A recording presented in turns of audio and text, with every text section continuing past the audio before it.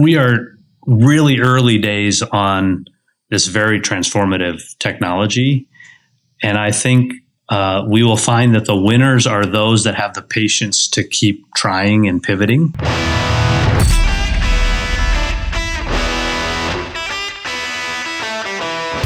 Welcome to Real Leadership, the show that cuts through the clutter to spotlight leaders who make, move, and process things in the real economy. This isn't about buzzwords or theories. It's about bold decisions, solving challenges, and the strategies driving industries that matter.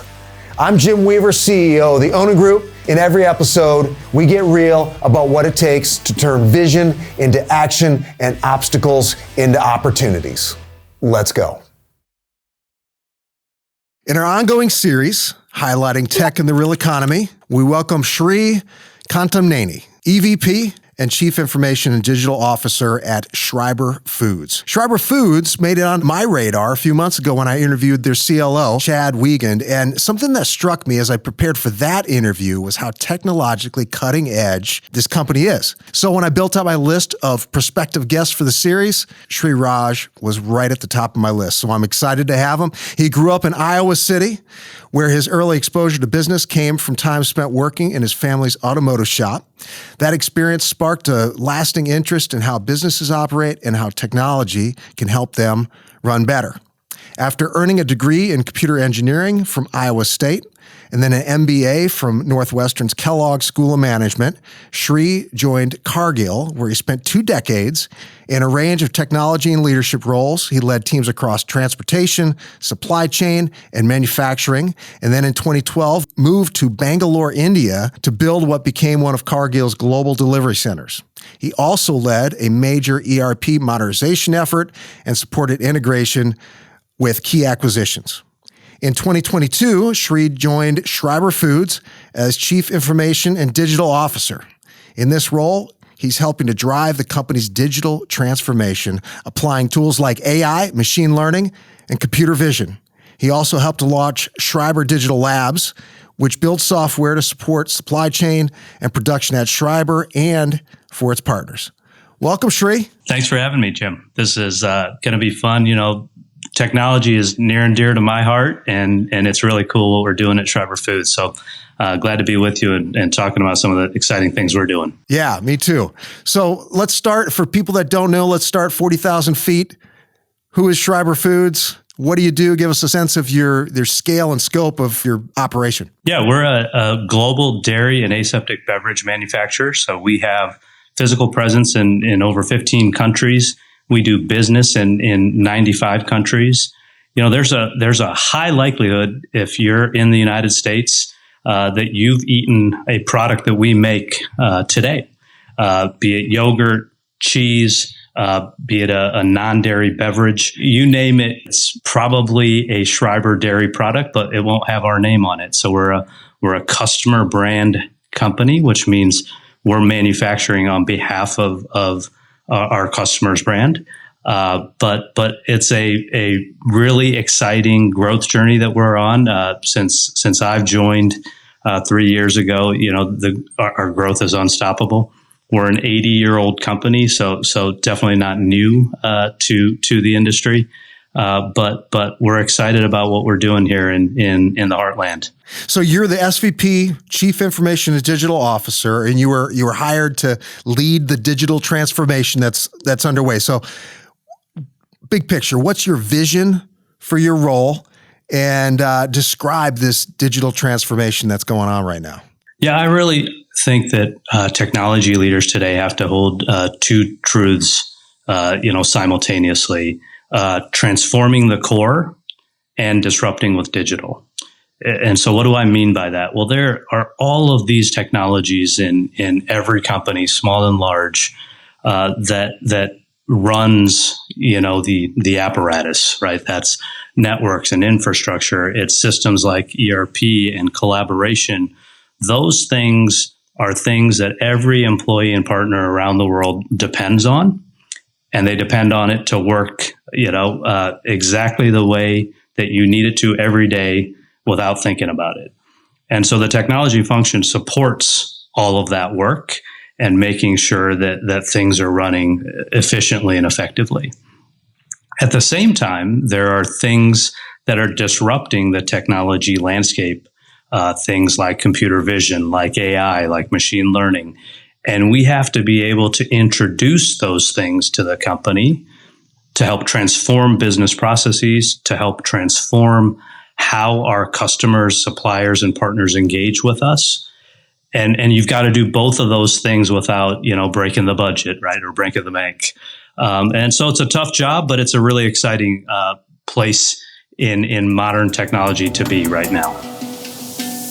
Modernization, integration, infrastructure, AI readiness. Onin Technology helps industrial IT leaders build momentum without the resume bloat or vendor babysitting. We deliver talent vetted by real subject matter experts, scoped project teams built for results, and consulting from tech leaders who've done the work. Contract to hire, direct hire, or statement of work, we do what fits. Ready to move? So are we. Visit onintechnology.com. So you've got the whole landscape is in the middle of a technical revolution right now. Your area of expertise is in high demand. You got the academic and business pedigree to really kind of work anywhere in any industry. So why the food industry in Middle America? Yeah, that's a great question. I grew up in Iowa. The grandson of a farmer. And so to me, there are three pillars in any society that I think are essential or critical to the success and evolution of humanity. The first is healthcare and accessibility to good health. The second is education, having the access to empower yourself with knowledge. I am a true believer that knowledge sets you free. And last, but certainly not least, is good, healthy food and nutrition.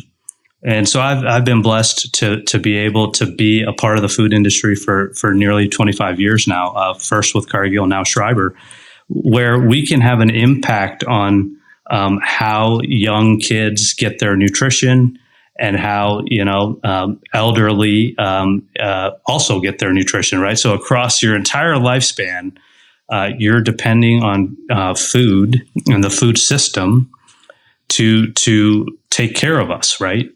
And I think many Americans take that for granted. Let's reflect back just a few years ago to COVID, where supply chains were hugely disrupted. Yet our food system largely remained intact, and that's because of companies like Schreiber and many others who take that responsibility super seriously, right? Our customers trust us with their supply chains in many cases, and we take that responsibility incredibly seriously. How do you see the food industry evolving over the next 5 to 10 years? What are the big changes that you see here just on the horizon? I don't know that there's been a time in human history where there's a greater disconnect between people's opinion or preference for different types of foods and their understanding of where that food comes from. And so if you put that into practice, right, 5 years from today, I think people are going to have even more preferences and more of an opinion on specifically what they want, yet not really understand how to get it. And I think technology in that setting becomes a great equalizer, right? That you can get on your mobile device and pick and choose across, a menu of things at your favorite retailer or at your favorite restaurant. And it's available to you, and it's easily accessible. It's affordable. And that, I think, is possible because of what technology is going to do over the next 5 years, right? In creating this supply and demand match with greater variation than we've ever had. because we're able to take that data and harness its power to make our supply chains more exact. Yeah, yeah. Is it important for food production to be local over the long term, or is that in this new world, does that not matter? You talked about, and I frankly, I'm a little ignorant to where food is coming from. Sure. With that risk that we saw with the pandemic, I guess you're right. The food supply chain held up very well, but is that a trend where things are coming more local and we're being a little more efficient about that stuff, or how do you see that shaping up? I actually think both can be true, right? So fast forward to that world that we envision here 5 years from today. I think you could both source that really unique fruit, vegetable, dairy product, animal protein from your local source because of a unique characteristic that you enjoy. And you also want the comfort of food that you are used to eating at a very affordable price point. Well, in order for both of those things to hold true, we want food to be local, but we also rely on companies like Schreiber and other large multinationals to connect these global supply chains to make food super cost effective. If you think about the per gram protein cost today versus 20 years ago or versus 50 years ago, there have been step change improvements, right, in that price of protein. And that's made possible largely because of scale and because of global supply chains, right? Taking stuff that's produced somewhere else in the world, typically grains, bringing them to places of need, be it here in the United States, Western Europe, Brazil, parts of Asia, and being able to turn that into animal protein, right? I'll give you some math here. For every 1 pound of beef that we consume, it takes 7 pounds of grain to produce that 1 pound of beef. For every pound of chicken that we eat, it is typically 4 pounds of grain. And for seafood, it's almost a 1-to-1, right? But all of those proteins are way more accessible today than they ever have been, right? And so I actually think both hold true. Like food is very local, but it is also very global. Do you see that, we're going on our phone and it's just getting delivered to our door type of access? Or, is the way of the supermarket is that era ending, do you think? Yeah, there's some really incredible transformation happening, right? Again, technology enabled. If you think about what Amazon is at its core, I think it's a data company, right? They're able to take this immense amount of data and start to glean incredible insights. So if you apply that to food, 95% of the U.S. population is, probably within 5 to 10 miles of a Walmart store. Wow. So now think about the ability to order something on your phone and be able to pick it up at one of those stores, or to order something on your phone and say, look, I'm good having it at my doorstep in the next 24 hours. And then the consolidation and optimization activity that happens again through technology to make that delivery possible, right? Like tech is just really unlocking the ease of getting things to you extremely efficiently and quickly. And exactly what you want.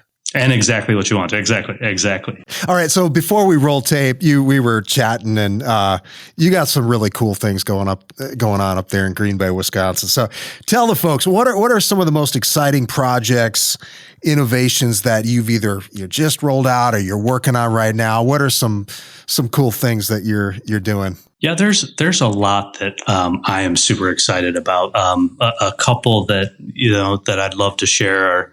We launched something called Schreiber Digital Labs, which was really taking internal software that we built fit for purpose for ourselves and said, hey, others can benefit from this. Let's modernize it, get it on, a cloud native stack and sell it. And so that's exactly what we've done with Schreiber Digital Labs. We've commercialized a product called the Hive, which is really an inventory and warehouse management solution, really catering to food manufacturers, but I think any manufacturer could leverage it. Mm-hmm. But what it's allowed us to do is train employees incredibly quickly. You think about your iPhone. Nobody ever trained you how to use an iPhone. It comes in a box. You take it out and you know how to use it. Well, the Hive is that easy to use, right? And that was really how we worked to deploy it for ourselves and now to customers, around the world. So Schreiber Digital Labs is our mechanism to take unique software that we've built and take it out to market. And it's been super exciting for our technology team to work on digital products that allow them to use the latest and greatest technology, right? Another thing that is super exciting, we have a venture arm, a CVC that we call Schreiber Ventures. That organization rolls up under me as well. And seeing the synergies of bringing together digital labs and Schreiber Ventures, right? Where we sometimes choose to build things internally. Other times we're saying, hey, we have this need or this want. What disruptive technology out there could solve that problem for us? And then the Schreiber Ventures team goes and canvasses to see what startups are doing that we can, pilot and try. And if we like it, then we become a customer and we can help scale that technology for a startup. It's so cool about a production company going to market with their software is you guys have used it. You are it's been tested in the wild already, which is, that's beautiful. Yeah, that's really well said. I in talking to our first set of customers, those first customers are the hardest ones to land for the reasons you just described. But there was no better way than us saying, "Hey, we use it.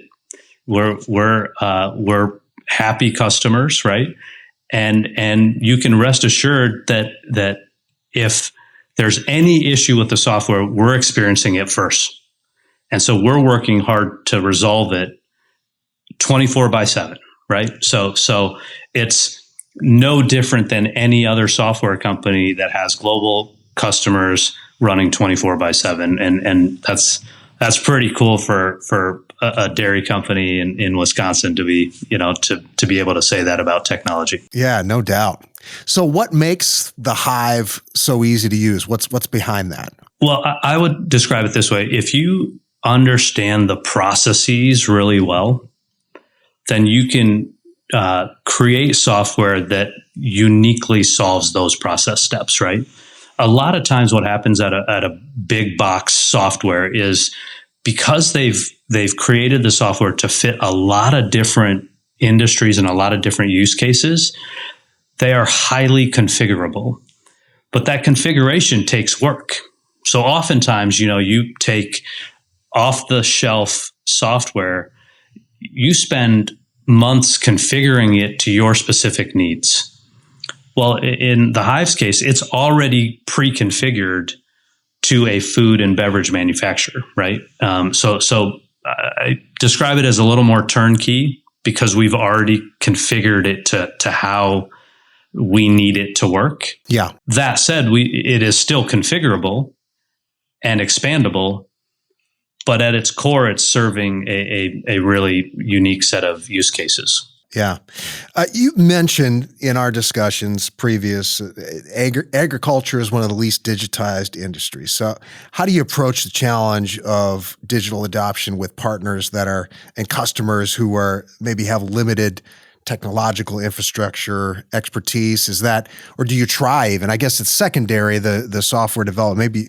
Maybe you don't, but how do you approach that? Because the folks you're connected with are in that industry, and it is not a very digitized industry. Yeah, I think there are some really interesting generational changes that are happening in the food industry, right? If you think about these businesses that are exchanging hands from one generation to the next. And that could be food manufacturers, it could be customers of ours, or even, go further upstream to the dairy farmer. Yeah. Across that entire value chain, I think that generational handover that's happening is accelerating digital adoption.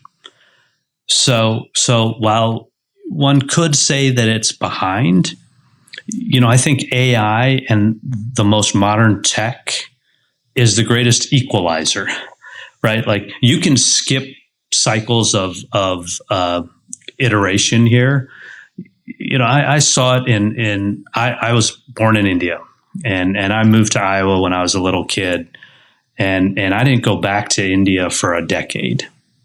And I remember as a child, it was extremely difficult to call our grandparents. It was extremely costly because they all had landlines, right? And you didn't necessarily have a landline everywhere. And then in the late, 1990s, early 2000s, I go back to India and the mobile phone was like this incredible equalizer in India, right? As a matter of fact, coverage in India at that time was probably better than in the US because we were such a large country, so you had these dead spots. Well, that's what's happening in technology today. AI to me offers this incredible equalizing effect. We're dabbling with 3 or 4 AI companies today that are doing crazy things for us. We paused an ERP modernization effort 3 years ago because many times those large monolithic ERP, migrations, you're going from one tech stack to another, but you're not necessarily getting new functionality. Right. And so I had this, hypothesis that if we waited, we could actually maybe skip a generation of tech improvement. I think AI is offering that to us today. Yeah. As you were talking about mind-blowing technology, I read about your involvement with Cargill's Canthus. Canthus? Canthus, yeah. Uses facial recognition for cows, basically. I mean, that's wild. What's the business case for the use case for something like that? What's going on there? It's interesting. Really my passion for early stage, startup investment and dabbling with really disruptive technologies was born in my last role at Cargill, where we were investing in tech that could have breakthrough capabilities for the farmer and for the business divisions of Cargill that served the farmer. So there are 2 examples that I'll give you. One was facial recognition for cows. The other was this really unique acoustic sensors that could listen to shrimp and turn that into unique insights. In both cases, it was really about something we talked about earlier, right? Just as each of us as humans want a more specific food in our diet, something that we enjoy, animals are no different, right? Their behaviors are really indicated by the environment around them and what's happening. And so with Canthus, we believe that if you could watch a dairy cow and understand various characteristics about it, you could incent that cow to do things. So if a cow wasn't drinking enough, well, that was going to have an impact on milk production, right? If a cow was in heat, they tend to pace, right? So if you could use the facial recognition capabilities to uniquely identify a cow and then be able to take mitigating steps, either to, increase water intake, to understand that she was in heat, you could then take an action and therefore get greater milk production. So the outcome was driving more milk the input was using the videos to alert you of various things, right? In the case of a shrimp, here's something interesting. So shrimp eat typically 2 or 3 times a day. And in the past, you fed shrimp when it was convenient for the farmer to feed them. Yeah. Using this acoustic technology, we listened to the shrimp, built models on when, they eat the most, and that turned into algorithms that increased yield. So again, this was really about taking existing technology and applying it to, food and agriculture in a really unique and novel way. That's cool. I think the thing that AI, large language learning models, can do, it can pay attention to nuance at scale. That's right. A farmer can observe a cow and knows that about that cow, and they could observe that cow and draw that conclusion, but they have 200 head that they have to keep. There's no way for them, but technology can track that and point. That's really cool. You've stated that you're a business problem first guy, your mindset. That's where your head is, rather than just going after cool, tech problems. So how do you teach that mindset with young aspiring engineers and tech professionals that are on your team? How do you instill that into an organization? We're not going after what's cool. We're not chasing cool. We're chasing solutions, business solutions. Yeah. One of the really cool things about the previous example that I gave of acoustics for shrimp or facial recognition for cows is I think, for the smartest, most driven, young people that are graduating, entering the workforce today, I want them to know that food and ag as an industry is as good as anything on the coast that they could come work on. We have cool, compelling problems to solve, and you can do really cool and exciting things here just as you could on the coast, right? And Canthus and acoustics for shrimp and some of the cool things that Schreiber Digital Labs is doing is really about that, to showcase that there is cool, fun things happening here that you can come work on, right? That would be the first thing that I'd say, Jim.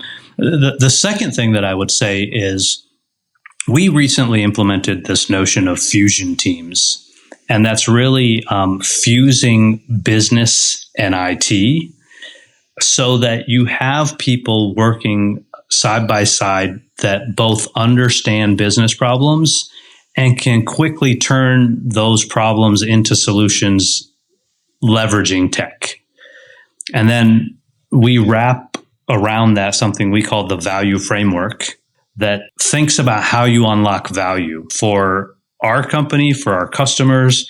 And this notion of fusion teams and the value framework allow us to quickly unlock potential, which I think is exciting for people, right? Everyone wants to be on a winning team.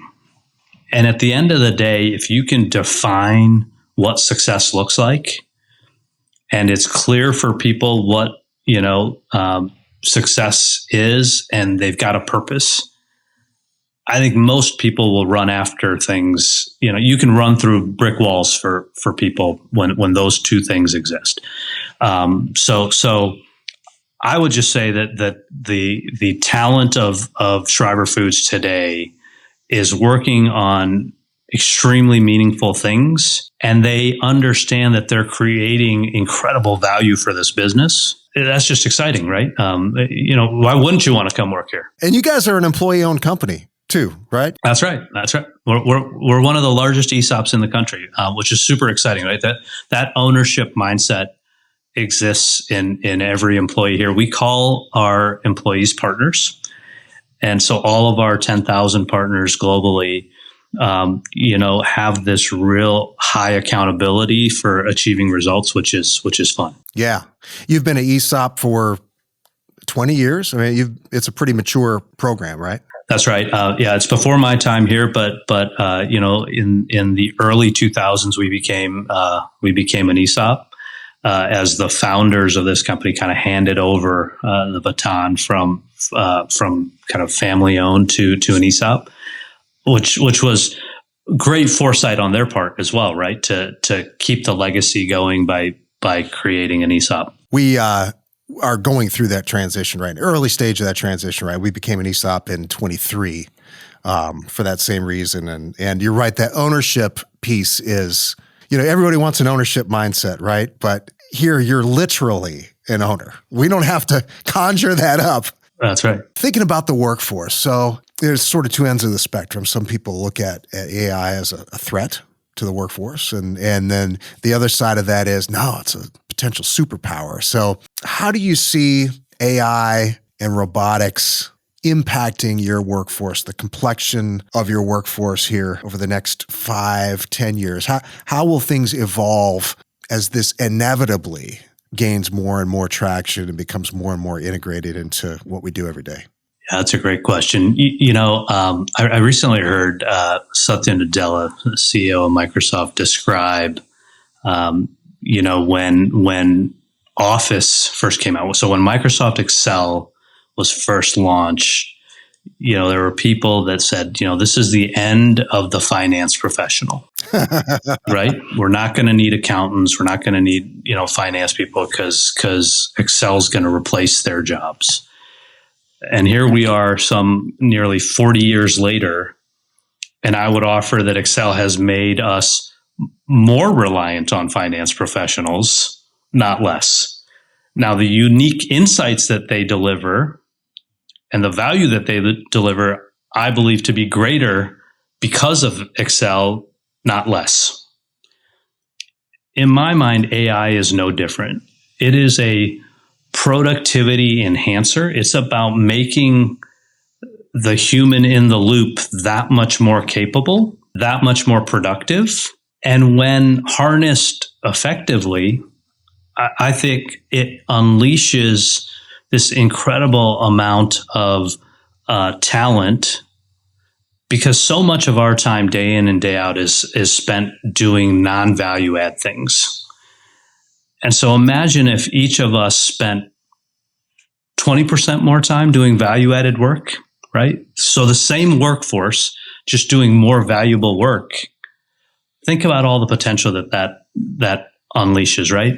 In my mind, our most valuable asset is our time. Yeah. And so AI is about a time management tool, if nothing else, right? It helps unlock time that we didn't have before. How are you helping your team? How are you guys thinking? It's still early stages, but how are you helping or thinking about helping your team members upskill, navigate the transition, leverage the technology effectively? How are you guys doing that? Yeah, one of the things that I think is critical is curiosity. So if I were to take a step back and say, are there some ingredients that are essential to success here? And I would offer that curiosity, adaptability, and change agility are table stakes for success going forward. And not just in the technology function, broadly across this company and every company, globally. Now, if you've got those three as a professional, now you got to take a step back and say, okay, well, how do you incent those behaviors? How do you incent risk taking, right? There's a great story from Sarah Blakely. She's a successful entrepreneur, founder, businesswoman, and she says, every day when we'd get back from school, my dad used to ask, what did you fail at and what did you learn from it? I think we have to make the cost of curiosity super cheap here, and you got to make risk taking something that is celebrated. Yeah. And failure, as long as you learn, should be celebrated as well. I recently read this book, Co-Intelligence, by Ethan Mollick. And Ethan, and then I had the privilege of getting to meet him. Oh, cool. He talks about this notion of your most productive employees are already using AI. They just happen to be using it for their own kind of personal benefit. Yeah. Yeah. Their own personal productivity gains. If you could take that creativity and unleash it throughout your company, like the step change that creates is immense. So one of the things we're toying with here at Schreiber, last year we did a couple hackathons. This next month we're going to be doing another one. Okay, you got to tell us what that is. Okay, so a hackathon is really taking a bunch of ideas that are submitted, putting small teams together, and giving them a very specific set of time to work on a potential solution for that problem. They tend to be 1 or 2 days. They tend to be really fast, rapid prototyping, fail fast, pivot, that type of mindset. And so next month we're going to be doing our third hackathon, but this one's going to be all around AI and about coming up with manual processes or highly repetitive steps and figuring out how you replace that work activity. Stuff that's happening organically. You're surfacing things that folks are doing on their own. You got it. Okay. Oh, that's cool. And then the idea will be it'll be a 2-step process. So the hackathon completes after 2 days. From that, so let's say we've got 6 to 8 teams that have worked on problems. We'll pick 3. And then we're going to take those 3 and we're going to help those teams fully flush out and build out their solution. And then we'll measure 3, 4, 5 months out the value that it was created. And then there's going to be a really big prize for the winning team. Oh, that's cool. And again, it's meant to be exciting. It's meant to foster creativity and curiosity, right?